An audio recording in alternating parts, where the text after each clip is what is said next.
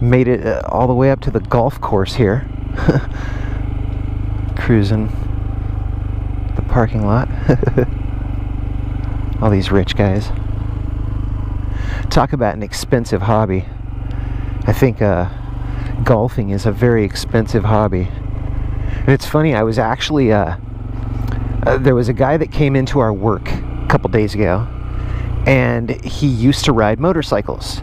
And we were talking about that because my boss is like, oh yeah, Dave's into riding motorcycles. And he's like, yeah, you know, he's like, I had to stop doing that hobby. It's just too expensive.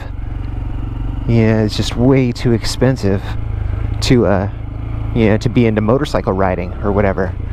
And I kind of laughed and I go, yeah.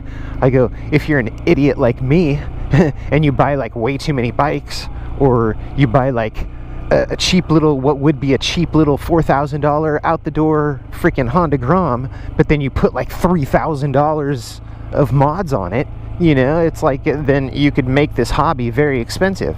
You know, if you go out and buy like pair of gloves after pair of gloves, and you know, and then a bunch of different pants, and like all the different things that I've bought that I didn't have to buy, you know what I mean? Like, there's a lot of guys around here in Southern California, because the weather is so nice. No, hey! No! Go on! Crazy little pup. That's why leashes are such a good thing. They keep you from getting in a lawsuit, man. But talk about an expensive hobby. Having a dog could be an expensive hobby about the time it bites someone. But that's what that guy was saying. And that was my comment back to him. Is I go, yeah, if you're an idiot like me and you just like get like 110% into your hobby and you're spending way too much money, you know, and like buying all kinds of gear and modding every single bike that you have, and then you've got every single bike modded and you've got way too many bikes, and then you see another bike and you're like, ooh, I want that bike too. You know, it's like, dude, you could make this hobby very freaking expensive. It's a nice Camaro. You could make this hobby very expensive, but could also be very cheap. Like I was saying, I totally got off track because that dog.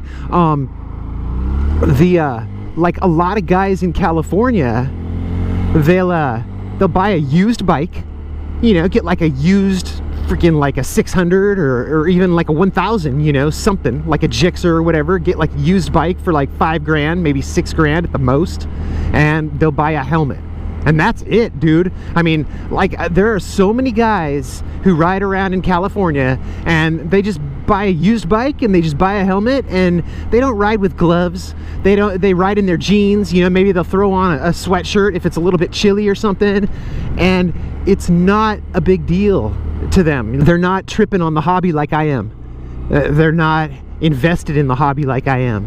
And because of that, it makes motorcycle riding very freaking cheap. So let me know what you think. Let me know what you do. You know, if you're just a one bike person, you just got one bike and you got a jacket and a helmet and, yeah, maybe a pair of gloves, and you're like, that's good enough for me, man. I can go out and I can ride, and that's totally cool. And I don't know, but it's a little bit different though if you commute to work. You know, I think if you're someone who commutes to work every day, then you're probably going to have like the rain gear and the heated gear and the, you know, the different things, you know, like more than one pair of gloves, and, you know, like a summer glove, winter glove, you know, like different things like that. You're not just going to be a fair weather rider if you're a commuter. But let me know what you do. Let me know what you think about this, and I will talk to you later. See you in the next video. Peace.